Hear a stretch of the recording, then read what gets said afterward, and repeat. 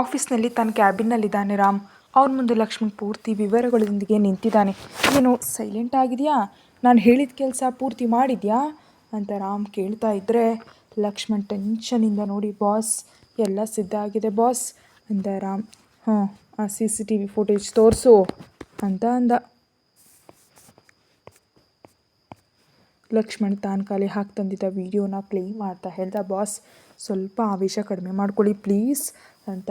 ಆ ಮಾತು ಕೇಳಿದ್ಲೆ ರಾಮ್ಗೆ ಅರ್ಥ ಆಯಿತು, ಖಂಡಿತ ಏನೋ ನಡೆದಿದೆ ಅಂತ. ಅದಕ್ಕೆ ಸೀರಿಯಸ್ ಆಗಿ ನೋಡ್ತಿದ್ದಾನೆ.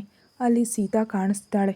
ಆಶ್ರಮಕ್ಕೆ ಹೋಗಿ ಸೀತಾ ಸಾಯಂಕಾಲದ ವೇಳೆಗೆ ಹೊರಗೆ ಬಂದಳು. ತನ್ನವ್ರನ್ನ ಬಿಟ್ಟು ಬರ್ತಾ ಇರೋ ಸೀತಾ ಕಣ್ಣೀರಾಗ್ತಾ ಸ್ವಲ್ಪ ಸಮಯ ಅಲ್ಲೇ ನಿಂತಳು ಅಷ್ಟೇ. ಅದನ್ನೇ ಅವಕಾಶವಾಗಿ ನೋಡಿ ಒಂದು ವಾಹನ ತುಂಬ ವೇಗವಾಗಿ ಬಂತು. ಎಷ್ಟು ವೇಗವಾಗಿ ಅಂದರೆ ಆ ವಾಹನ ಸೀತಾಗೆ ಡಿಕ್ಕಿ ಹೊಡೆದಿದ್ರೆ ತುಂಬ ದೊಡ್ಡ ಅಪಾಯ ನಡೀತಿತ್ತು. ನಿಮಿಷಗಳಲ್ಲಿ ಪ್ರಾಣ ಹೋದರೂ ಆಶ್ಚರ್ಯ ಪಡಬೇಕಾಗಿರಲಿಲ್ಲ ಅಷ್ಟೇ. ಸರಿಯಾಗಿ ಆ ಸಮಯದಲ್ಲಿ ಡ್ರೈವರ್ ಗಣೇಶ್ ಸೀತಾಳ ಕೈ ಹಿಡಿದು ಪಕ್ಕಕ್ಕೆ ಎಳೆದುಬಿಟ್ಟ. ಆ ರಭಸದಲ್ಲಿ ಅವಳಿಗೆ ಗಾಯ ಆಯಿತು ಅಷ್ಟೇ. ರಾಮ್ಗೆ ತಡ್ಕೊಳ್ಳೋದಕ್ಕೆ ಆಗಲಿಲ್ಲ. ವಾಟ್ ದ ಹೆಲ್, ಯಾರಿದು ಮಾಡಿದ್ದು? ಇದರಲ್ಲಿ ಕ್ಲಿಯರ್ ಆಗಿ ತಿಳಿಯುತ್ತೆ ಅವರು ನನ್ನ ವೈಫನ್ನು ಕೊಲ್ಲೋದಕ್ಕೆ ನೋಡಿದ್ದಾರೆ, ಡೌಟೇ ಇಲ್ಲ. ಆ ಗಾಡಿ ಯಾರ್ದು? ಡೀಟೇಲ್ಸ್ ತಿಳ್ಕೊಂಡ್ರಾ? ಹೇಳು, ಅವ್ರ ಕತೆ ಮುಗಿಸ್ತೀನಿ ಅಂದ. ಲಕ್ಷ್ಮಣ್ ಭಯಪಡ್ತಾ, ಬಾಸ್ ಅವರು ಯಾರು ಅಂತ ಗೊತ್ತಿಲ್ಲ, ಆದರೆ ವಾಹನದ ನಂಬರ್ ಅಡ್ರೆಸ್ ನೋಡಿದ್ರೆ ಯಾವುದೋ ಟ್ರಾವೆಲ್ ಏಜೆನ್ಸಿಗೆ ಸೇರಿದ್ದು ಅಂತ ತಿಳಿಯಿತು. 2 ದಿನಗಳ ಹಿಂದೆ ವಾಹನವನ್ನು ಬಾಡಿಗೆ ತೊಗೊಂಡಿದ್ರು, ಇವತ್ತೇ ಹ್ಯಾಂಡ್ ಓವರ್ ಮಾಡಿದ್ದಾರೆ ಅಂತ ಏಜೆನ್ಸಿ ಓನರ್ ಹೇಳ್ತಾ ಇದ್ದಾನೆ. ನಮ್ಮ ಪದ್ಧತಿಯಲ್ಲಿ ವಿಚಾರಿಸಿದ್ರೆ ತಿಳಿತು ಬಾಸ್, ಅವರು ಫೇಕ್ ಐಡಿಯನ್ನು ಕೊಟ್ಟು ವಾಹನವನ್ನು ಬಾಡಿಗೆಗೆ ತಗೊಂಡಿದ್ದಾರೆ ಅಂತ. ಅಲ್ಲಿ ಎಲ್ಲೂ ವಾಹನ ಡ್ರೈವ್ ಮಾಡಿದವ್ರ ಮುಖ ಗುರುತಿಗೆ ಸಿಕ್ಕಿಲ್ಲ ಅಂತ ಅಂದ ಅಷ್ಟೇ. ರಾಮ್ ಅಲ್ಲಿದ್ದದನ್ನೆಲ್ಲ ಎತ್ತಿ ಎಸಿತಾ, ಅವರಿಗೆಷ್ಟು ಧೈರ್ಯ, ನನ್ನ ಹೆಂಡತಿನೇ ಕೊಲ್ಲೋದಕ್ಕೆ ನೋಡ್ತಾರಾ? ಬಿಡಲ್ಲ. ತುಂಬ ಜಾಣತನದಿಂದ ಪ್ಲ್ಯಾನ್ ಮಾಡಿ ಬಾಡಿಗೆ ವಾಹನ ಯೂಸ್ ಮಾಡಿದ್ದಾರೆ. ಕ್ರೈಮ್ ಮಾಡಬೇಕು ಅಂತ ಪ್ಲ್ಯಾನ್ ಆಗಿ ಸ್ವಂತ ವಾಹನ ಅಲ್ಲದೆ ಫೇಕ್ ಐಡಿಯಿಂದ ಬಾಡಿಗೆಗೆ ವಾಹನ ತಗೊಂಡಿದ್ದಾರೆ. ಎಲ್ಲೂ ಫೇಸ್ ಐಡೆಂಟಿಟಿಯನ್ನು ಸಿಗದ ಹಾಗೆ ಜಾಗ್ರತೆ ವಹಿಸಿದ್ದಾರೆ. ಇಷ್ಟು ಬುದ್ಧಿ ಆ ಅಹಿರಾಳಿಗೆ ಮಾತ್ರ ಇರೋದು. ಅವಳನ್ನ ಬಿಟ್ಟರೆ ನನ್ನ ವೈಫನ್ನು ಕೊಲೆ ಮಾಡುವಷ್ಟು ಕೋಪ ಯಾರಿಗೂ ಇಲ್ಲ. ಇವಾಗಲೇ ಅವಳ ಕತೆ ಮುಗಿಸ್ತೀನಿ ಅಂತ ಹೊರಟ. ಲಕ್ಷ್ಮಣ್ ತುಂಬ ಭಯಪಡ್ತಾ, ಬಾಸ್ ಪ್ಲೀಸ್ ಬಾಸ್, ಆಧಾರ ಇಲ್ಲದೆ ಅವಳೇ ಇದೆಲ್ಲ ಮಾಡಿದ್ದು ಅಂತ ನೀವು ಹೆಂಗೆ ರುಜುವಾತು ಮಾಡ್ತೀರಿ? ಪ್ಲೀಸ್ ಬಾಸ್, ಹೆಂಗಸ್ರ ತಂಟೆಗೆ ನೀವು ಹೋಗೋದು ನಿಮ್ಗೆ ಒಳ್ಳೇದಲ್ಲ. ಅದೃಷ್ಟವಶಾತ್ ಅತ್ತಿಗೆ ಅಮ್ಮನಿಗೆ ಏನೂ ಆಗಲಿಲ್ಲ. ಇನ್ನು ಮುಂದೆ ಜಾಗ್ರತೆ ವಹಿಸ್ತಾ ಶತ್ರು ಯಾರು ಅಂತ ತಿಳಿಯೋ ಹಾಗೆ ನೋಡಿ. ನಿಮಗೆ ಹೇಳುವಷ್ಟು ದೊಡ್ಡೋನಲ್ಲ ನಾನು. ಆವೇಶ ಬೇಡ ಬಾಸ್, ಪ್ಲೀಸ್ ಬಾಸ್ ಅಂತ ಅಂದ ಲಕ್ಷ್ಮಣ್. ಆ ಮಾತಿಗೆ ರಾಮ್ ಕೋಪದಿಂದ ನೋಡ್ತಾ, ಏಯ್, ಆ ಅರಾವಳಿ ನನ್ನ ಮುಂದೆ ನನ್ನ ವೈಫನ್ನು ಇನ್ಸಲ್ಟ್ ಮಾಡ್ತಾ ಮಾತಾಡಿದ್ಲು. ಸುಮ್ಮನಿದ್ದೆ, ಇವಾಗ ಕೊಲ್ಲೋದಕ್ಕೆ ನೋಡಿದಾಳೆ. ಸುಮ್ಮನಿರ್ತೀನ, ಅವಳ ಕತೆ ಮುಗಿಸ್ತೀನಿ ಅಂತ ಅಂದ. ಲಕ್ಷ್ಮಣ್ ಕೈ ಮುಗಿದು, ಬಾಸ್ ಬೇಡ ಬಾಸ್, ಈ ಒಂದು ಸಾರಿಗೆ ನೀವು ಯಾವುದೇ ಎವಿಡೆನ್ಸ್ ಇಲ್ಲದೆ ಅವಳ ಮೇಲೆ ಅಟ್ಯಾಕ್ ಮಾಡಿದರೆ ಪಬ್ಲಿಕ್ನಲ್ಲಿ ನೀವು ಬ್ಯಾಡ್ ಆಗಿಬಿಡ್ತೀರಿ. ಪ್ಲೀಸ್ ಬಾಸ್, ಅರ್ಥ ಮಾಡ್ಕೊಳ್ಳಿ ಅಂತ ಅಂದ. ಹೀಗೆ ತುಂಬ ಹೊತ್ತು ಡಿಸ್ಕಷನ್ ನಡೀತು. ರಾಮ್ ಒಂದು ಆಲೋಚನೆಗೆ ಬಂದ. ಲಕ್ಷ್ಮಣ್ ಹೇಳಿದಾಗೆ ಮುಳ್ಳನ್ನು ಮುಳ್ಳಿನಿಂದಲೇ ತೆಗಿಬೇಕಂತ.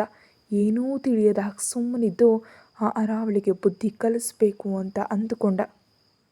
ಸರಿ ಲಕ್ಷ್ಮಣ್, ಇರಲಿ, ನೀನು ಹೇಳಿದಾಗೆ ಸುಮ್ಮನಿರ್ತೀನಿ. ಅಂದು ಮಾತ್ರಕ್ಕೆ ಅವಳನ್ನ ಬಿಟ್ಟುಬಿಡ್ತೀನಿ ಅಂತಲ್ಲ. ನನ್ನ ತಂಟೆಗೆ ಬಂದಿದ್ದರೆ ಬಿಟ್ಟುಬಿಡ್ತಿದ್ದೆ. ನನ್ನ ಹೆಂಡತಿ ತಂಟೆಗೆ ಬಂದಿದ್ದಾಳೆ. ನಿಜಕ್ಕೂ ಸೀತಾಗೇನು ತಿಳಿಯಲ್ಲ. ಇನ್ನೊಂದು ಸ್ವಲ್ಪ ಇದ್ದಿದ್ರೆ ಅವಳ ಪ್ರಾಣ ಹೋಗ್ತಾ ಇತ್ತು. ಬಿಡಲ್ಲ ಅಂತ ಕೈಯನ್ನು ಗಟ್ಟಿಯಾಗಿಟ್ಕೊಂಡು, ಸರಿ ನೀನು ಸೈಟ್ ಹತ್ರ ಹೋಗು, ಶಿರೀಷಾಳನ ಬಂದು ನನ್ನ ಭೇಟಿಯಾಗೋದಕ್ಕೆ ಹೇಳಿ ಹೋಗು ಅಂತ ಆರ್ಡರ್ ಮಾಡ್ದ. ಬಾಸ್ ಬಿಸ್ನೆಸ್ ವರ್ಕ್ ಮೈಂಡ್ಗೆ ಬಂದರು ಅಂತ ಲಕ್ಷ್ಮಣ್ ನಿಟ್ಟುಸಿರು ಬಿಟ್ಟು, ಓಕೆ ಬಾಸ್ ಅಂತ ಅಲ್ಲಿಂದ ಹೊರಟು ಹೋದ. ರಾಮ್ ತುಂಬಾ ಡಿಸ್ಟರ್ಬ್ ಆಗಿದ. ಸೀತಾ ಇನ್ನೊಂದು ಸ್ವಲ್ಪದರಲ್ಲಿ ತಪ್ಪಿಸ್ಕೊಂಡು, ಇಲ್ಲಾಂದರೆ ಓ ನೋ ಅಂತ ತುಂಬ ಫೀಲ್ ಆಗ್ತಿದ್ದಾನೆ ಪಾಪ ರಾಮ್.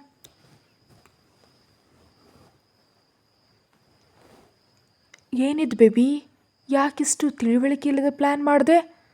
ರಾಮ್ ಹೆಂಡತಿ ಸಾಯೋದು ನಿನ್ನ ಸಮಸ್ಯೆಗೆ ಪರಿಹಾರ ಅಲ್ಲ, ಅದೊಂದು ವೇಸ್ಟ್ ಹೆಂಗಸು ಅಂಥದ್ದು ರಾಮ್ ಹೆಂಡತಿ ಆಗಿದೆ ಅಂದರೆ ಅವನ ಜೊತೆ ಹೆಚ್ಚು ಕಾಲ ಇರುತ್ತಾ ಹೇಳು? ನಿನಗೆ ನಿನ್ನ ಮಾವ ಇದ್ದೀನಿ, ನನ್ನ ಹತ್ರ ಹೇಳಿದರೆ ನಾನು ನೋಡ್ಕೊಳ್ತಾ ಇರಲಿಲ್ವೇ ಅಂತ ಅಂದರು ಅರಾವಳಿಯ ಮಾವ. ಆ ರಾಮ್ಗೆ ನಿನ್ನ ವ್ಯಾಲ್ಯೂ ತಿಳಿಬೇಕಂದ್ರೆ ಅವನ ಹೆಂಡತಿಗೆ ಬೆಲೆ ಇಲ್ಲದಾಗ ಆಗಬೇಕು. ಸಿಂಪಲ್. ರಾಮ್ ಮೈಂಡ್ಸೆಟ್ ಏನು ಅಂತ ನಿನಗೆ ಚೆನ್ನಾಗಿ ಗೊತ್ತು. ಅವನಿಗೆ ಆ ಹುಡುಗಿಯ ಕ್ಯಾರೆಕ್ಟರ್ ಬ್ಯಾಡ್ ಅಂತ ತಿಳಿದ್ಬಿಟ್ರೆ ಸಾಕು, ಛೀ ಅಂತ ಆಚೆ ಹೋಗು ಅಂತಾನೆ. ಇಲ್ಲಾಂದರೆ ಅವನೇ ಶೂಟ್ ಮಾಡಿ ಎಸೆದು ಬಿಡ್ತಾನೆ. ಆದರೆ ಆ ಮಾತಿಗೆ ಅರಾವಳಿ ಅರ್ಥ ಆಗದ ಹಾಗೆ ನೋಡ್ತಾ, ನೀನೇನು ಹೇಳ್ತಿದ್ಯಾ ಮಾವ ಅಂತ ಕೇಳಿದ್ಲು ಗೊಂದಲದಿಂದಲೇ. ಅವನು ನಗ್ತಾ, ಏನಿಲ್ಲ, ಸಿಂಪಲ್. ಮದುವೆಗೆ ಮುಂಚೆ ಅವಳಿಗೆ ಯಾರ ಜೊತೆಯೋ ಅಫೇರ್ ಇತ್ತು ಅಂತ ಪ್ರೇಮ ವ್ಯವಹಾರ ನಡೆಸ್ತಿದ್ಲು. ತುಂಬ ಕೆಟ್ಟದಾಗಿ ತಿರುಗಾಡೋ ಟೈಪ್ ಥರದವಳು ಅಂತ ನಂಬೋ ಹಾಗೆ ಪ್ಲ್ಯಾನ್ ಮಾಡಬೇಕು. ಅವನಿಗೆ ಅನುಮಾನ ಬಂದರೆ ಸಾಕು, ಮುಂದು ಹಿಂದು ನೋಡದೆ ಅವಳನ್ನ ಹೊರಗಡೆನೆ ತಳ್ಳಿಬಿಡ್ತಾನೆ. ಆವಾಗ ನಿನ್ನ ಬೆಲೆ ತಿಳಿಯುತ್ತೆ. ನಿನ್ನನ್ನು ಹುಡ್ಕೊಂಡು ಬರ್ತಾನೆ. ಉಗುರಿನಲ್ಲಿ ಹೋಗೋದಕ್ಕೆ ಕೊಡ್ಲಿವರೆಗೆ ತಂದುಕೊಳ್ಳೋದಂದ್ರೆ ಇದೆ. ಇನ್ನು ಮ್ಯಾಟರ್ ನನಗೆ ಬಿಟ್ಬಿಡು, ನಾನು ನೋಡ್ಕೋತೀನಿ. ಅವಳನ್ನ ಕೊಲ್ಲಬೇಕು, ಆದರೆ ಕತ್ತಿ ಹಿಡಿದ ಕೈ ನಮ್ಮದಾಗಬಾರ್ದು. ಅವನ ಬೆರಳಿಂದ ಅವನ ಕಣ್ಣನ್ನೇ ಅವನೇ ಚುಚ್ಕೊಳ್ಬೇಕು. ಆವಾಗಲೇ ಅಲ್ವಾ ಈ ಅಂದಾಜುಗಳಂದ್ರೆ ಏನು ಅಂತ ಅರ್ಥ ಆಗೋದು ಅಂದ. ಅರಾವಳಿ ಸೋದರ ಮಾವನ ಕನ್ನಿಂಗ್ ಮೈಂಡ್ ಪ್ಲ್ಯಾನ್ ಹೇಳಿ ಸಂತೋಷ ಪಟ್ಬಿಟ್ಲು.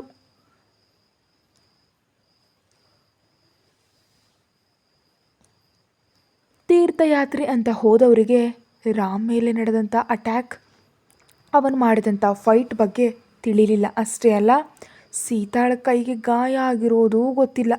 ಲಕ್ಷ್ಮಣ್ ಅದನ್ನು ತಿಳಿಯೋದಕ್ಕೆ ಬಿಡಲಿಲ್ಲ. ಅವರು ಫೋನ್ ಮಾಡಿ ಕೇಳಿದ್ರೆ ಎಲ್ಲ ಚೆನ್ನಾಗಿದ್ದಾರೆ, ಯಾವುದೇ ಸಮಸ್ಯೆ ಇಲ್ಲ ಅಂತ ಹೇಳ್ದ. ಅದಕ್ಕೆ ಅವರು ಪ್ರಶಾಂತವಾಗಿದ್ದಾರೆ. ಅಮೇರಿಕಾದಲ್ಲಿ ಬ್ಯುಸಿ ಇರೋ ತುಳಸಿ ಅವರಿಗೆ ರಾಮ್ ಮುಂಬೈ ಫೈಟ್ ಸೀನ್ ತಿಳಿಲಿಲ್ಲ. ಆಕೆ ಸೀತಾಳ ಬಗ್ಗೆ ತಿಳ್ಕೊಳ್ಳೋ ಪ್ರಯತ್ನ ಮಾಡಲಿಲ್ಲ.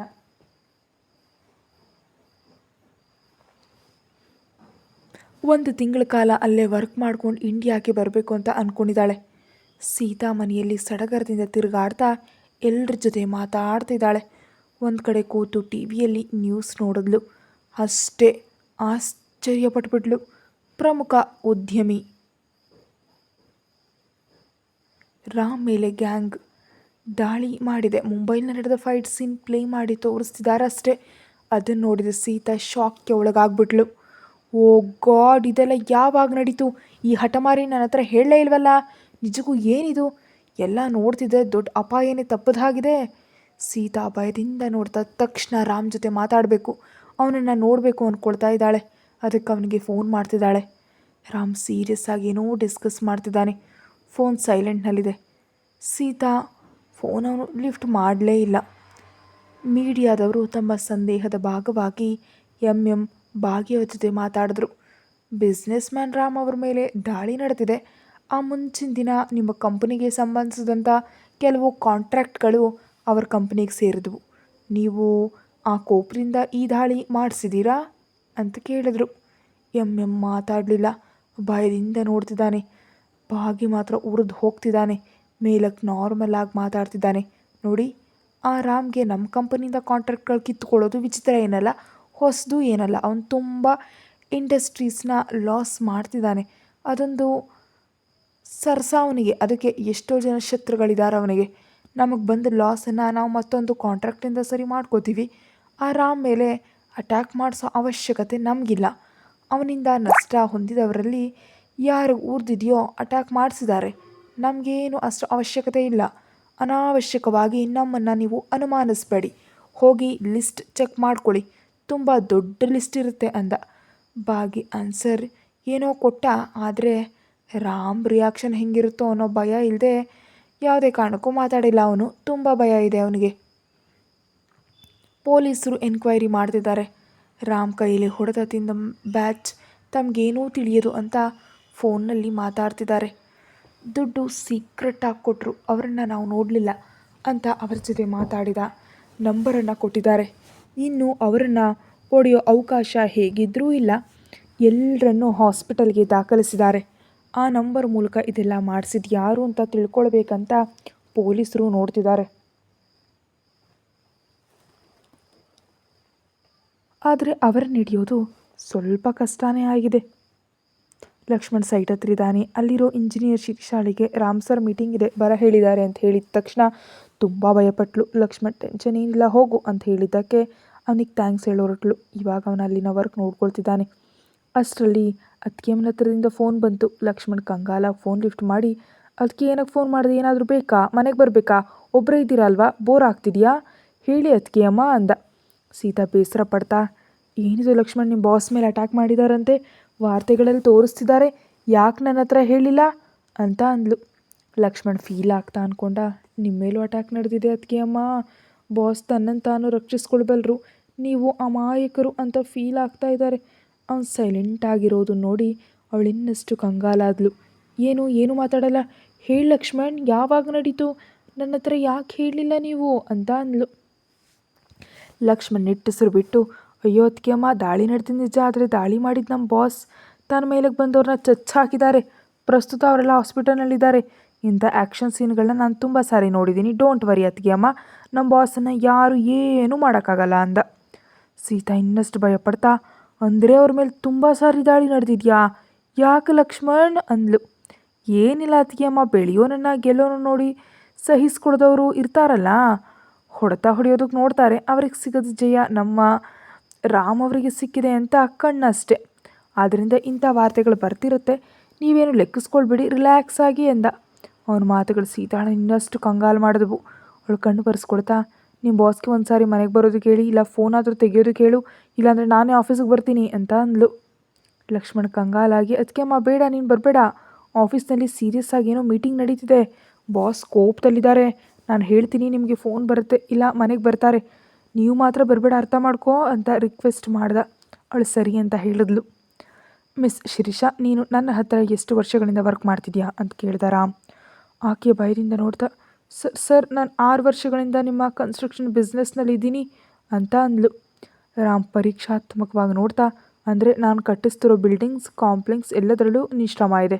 ನನ್ನ ಇಷ್ಟು ವರ್ಷದ ಬಿಸ್ನೆಸ್ ಚರಿತ್ರೆಯಲ್ಲಿ ನಂಬಿಕೆಯಿಂದ ಸತತವಾಗಿ 3 ಪ್ರಾಜೆಕ್ಟ್ಗಳು ನೀನು ಭಾಗ ತೊಗೊಂಡಿದ್ಯಾ, ಅಂದರೆ ಜಾಯ್ನ್ ಆದಾಗಿಂದ ನೀನು ನನ್ನ ಹತ್ರವೇ ವರ್ಕ್ ಮಾಡ್ತಿದ್ಯಾ ರೈಟ್ ಅಂದ. ಶಿರೀಷಾ ಭಯಪಡ್ತಾ, ಎಸ್ ಸರ್ ಅಂದ್ಲು. ರಾಮ್ ಸೀರಿಯಸ್ ಆಗಿ ನೋಡ್ತಿದ್ದಾನೆ. ಅವನು ಹಾಗೆ ನೋಡ್ತಾ ಇರೋದಕ್ಕೆ ಆಕೆ ಭಯಪಡ್ತಾ, ಇವಾಗ ಏನು ನಡೀತು ಸರ್, ನಾನೇನಾದರೂ ಮಿಸ್ಟೇಕ್ ಮಾಡಿದ್ದೀನಾ, ನನ್ನ ಮೂಲವಾಗಿ ಏನಾದರೂ ತೊಂದರೆ ನಡೆದಿದೆಯಾ ಅಂತ ಕೇಳಿದ್ಲು. ರಾಮ್ ಹ್ಞೂ ಅಂತ ದೀರ್ಘವಾಗಿ ಹೇಳಿತಾ, ನೀನು ಸಿನ್ಸಿಯರಾಗಿ ವರ್ಕ್ ಮಾಡ್ತಾ ಇದೆಯಾ, ಮಿಸ್ಟೇಕ್ ಏನಿಲ್ಲ, ಅಂದ ಹಾಗೆ ನಿನ್ನ ಮಂತ್ಲಿ ಸ್ಯಾಲ್ರಿ ಎಷ್ಟು ಅಂದ. ಆಕೆ ತಡಬಡಾಯಿಸ್ತಾ 2 ಲಕ್ಷ ಅಂತ ಹೇಳಿದ್ಲು. ರಾಮ್ ಯಾವುದೋ ಲೆಟರ್ ಮೇಲೆ ಸಹಿ ಮಾಡ್ತಾ, ಹ್ಞೂ ಓಕೆ, ಇನ್ನು ನಿನ್ನ 2 ಲಕ್ಷದ ಜಾಬ್ ತೆಗೆದು ಹಾಕ್ತಿದ್ದೀನಿ, ಇನ್ನು ನೀನು ಇಂಜಿನಿಯರ್ ಆಗಿ ನನಗೆ ಅವಶ್ಯಕತೆ ಇಲ್ಲ ಅಂತ ಅಂದ. ಅಷ್ಟೇ. ಆಕೆಗೆ ಭಯವಾಗಿ ಅಳು ಬರ್ತಾ ಇರೋದನ್ನು ಕಂಟ್ರೋಲ್ ಮಾಡ್ಕೊಳ್ತಾ, ಸರ್ ಯಾಕೆ ಸರ್, ನಾನೇನು ಮಾಡಿದೆ, ಸಡನ್ನಾಗಿ ನಾನು ಯಾಕೆ ತೆಗೆದು ಹಾಕ್ತಿದ್ದೀರಿ, ನನ್ನ ಕೆಲಸ ಹೋದರೆ ನಮ್ಮವ್ರು ತಡ್ಕೊಳ್ಳಲ್ಲ, ನನ್ನ ಮೇಲೆ ನನ್ನ ಫ್ಯಾಮಿಲಿ ಆಧಾರ ಪಟ್ಟಿದೆ, ಪ್ಲೀಸ್ ಸರ್ ತಿಳಿದೆ ನಾನು ಏನಾದರೂ ತಪ್ಪು ಮಾಡಿದ್ರೆ ಕ್ಷಮಿಸಿಡ್ರಿ ಸರ್, ಪ್ಲೀಸ್ ಸರ್ ಅಂತ ರಿಕ್ವೆಸ್ಟ್ ಮಾಡಿದ್ಲು. ರಾಮ್ ಅವಳನ್ನ ಪರೀಕ್ಷಾತ್ಮಕವಾಗಿ ನೋಡ್ತಾ, ಅಂದರೆ ನಿನ್ನ ಸ್ಯಾಲ್ರಿ ನಿಮ್ಮ ಫ್ಯಾಮಿಲಿಗೆ ಅವಶ್ಯಕತೆ ಅಂತೀಯಾ ಅಂದ. ಶಿರೀಷಾ ಕಣ್ಣೀರಾಗ್ತಾ, ಎಸ್ ಸರ್, ನಾನು ಸಂಬಳದಲ್ಲೇ ನಮ್ಮ ಅಕ್ಕನ ಮದುವೆ ಮಾಡಿದ್ವು, ತಂದೆಯವರು ಮಂಚದ ಮೇಲಿದ್ದಾರೆ, ಅವರ ಹೆಲ್ತ್ ನೋಡ್ಕೋಬೇಕು, ತಂಗಿ ಓದ್ ಪೂರ್ತಿ ಮಾಡಬೇಕು, 3 ಜನ ಹೆಣ್ಮಕ್ಳಿದ್ದಾರೆ ಅಂತ ಅಮ್ಮನ ಭಯ ಮತ್ತೆ ಜಾಸ್ತಿ ಆಗಿಬಿಡುತ್ತೆ, ಪ್ಲೀಸ್ ಸರ್ ನನ್ನ ಜಾಬ್ ನನಗೆ ಕೊಡಿ ಸರ್ ಅಂತ ಅಂದ್ಲು.